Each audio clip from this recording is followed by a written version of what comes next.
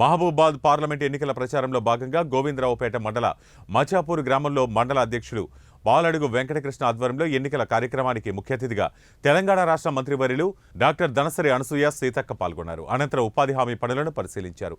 Congress party Mahabubabad MP అభ్యర్థి పోరిక బలరాం నాయక్ని గెలిపించి పార్లమెంటుకి పంపించి రాహుల్ని ప్రధాని చేయాలని ప్రతి ఒక్కరిని కోరుతూ ప్రచారాన్ని నిర్వహించారు. లక్కవరం సరస్సును పర్యటించారన్నారు. బోటింగ్ సహాయంతో పరిసర ప్రాంతాలను పరిశీలించారు. పర్యాటక రంగాన్ని అభివృద్ధి పరుస్తామని, లక్కవరం అందాలను ద్విగుణీకృతం చేసి అత్యంత రమణీయ సరస్సు అందాలను పర్యాటకులకు అందంగా చూయించే విధంగా లక్కవరం సరస్సును తీర్చిదిద్దుతానని మంత్రి సీతక్క చెప్పారు.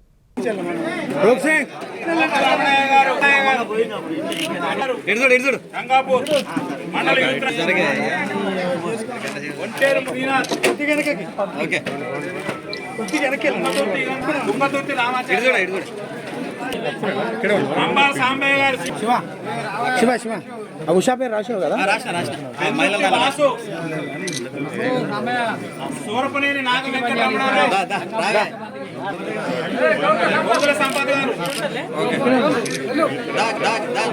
రాజీవ్ గాంధీ గారు ప్రధానమంత్రిగా చేసిండు.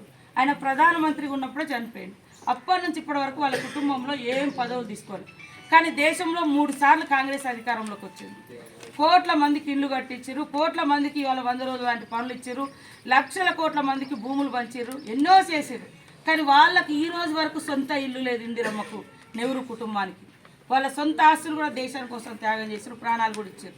కాబట్టి ఈరోజు రాహుల్ గాంధీ అనే వ్యక్తి పేద వర్గాలకు న్యాయం చేసేటోడు. బీజేపీ వాళ్ళు ఉన్న కంపెనీలన్నీ అమ్మి దోస్తులకు దోసి పెడతారు. ఏమనంటే ఆదాని, అంబానీ. ఇవాళ బిఎస్ఎన్ఎల్ అమ్మేసిరు, ఎల్ఐసి అమ్మేసిరు. ఎల్ఐసి అనేది మన భద్రత, మనం ఏది ఇన్సూరెన్స్లు పెట్టుకుంటాం, అది ఎవరిది? గవర్నమెంట్. అవన్నీ తీసేసుకుంటూ ప్రైవేట్ వానికి ఎంకరేజ్ చేస్తా ఉంది. కాబట్టి ప్రైవేట్ వాని దగ్గర పోయి నువ్వు కొట్లాడతావా? వాడొద్దాన నువ్వు వెళ్ళిపోవాల్సిందే, నీకు ఇష్టం లేకుండా ఉట్టి చేతులతో రావాల్సిందే. ఉద్యోగాలు వదిలిపెట్టి అన్ని నౌకర్లన్నీ కూడా ప్రైవేట్ వాళ్ళకి ఇచ్చేస్తాం. ఏమన్నా అంటే బెదిరించుడు, భయపెట్టుడు, కేసులు పెట్టుడు, జైల్లో పెట్టుడు, ఇది నడుస్తుంది. కాబట్టి అందరం కూడా మంచి మెజార్టీ. నేను మళ్ళీ రాను, ఎందుకంటే నాకు కూడా ఆదిలాబాద్ ఇన్ఛార్జ్ ఇచ్చారు. కాబట్టి ఇక్కడ 7 ఎమ్మెల్యేలు ఉన్నారు. ఒక భద్రాచలమే పోయింది, అది కూడా ఆయన కాంగ్రెస్కి వచ్చాడు.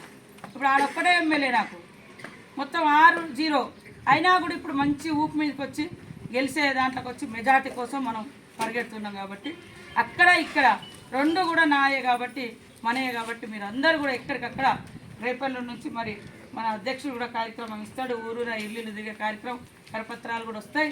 దయచేసి అందరినీ కూర్చోబెట్టి కన్విన్స్ చేయండి. ఓటు అట వేస్తే వేస్ట్. 10 ఏళ్ళు ఇచ్చారు బీజేపీకి, చాలు. బీఆర్ఎస్కు 10 ఏళ్ళు ఇచ్చారు.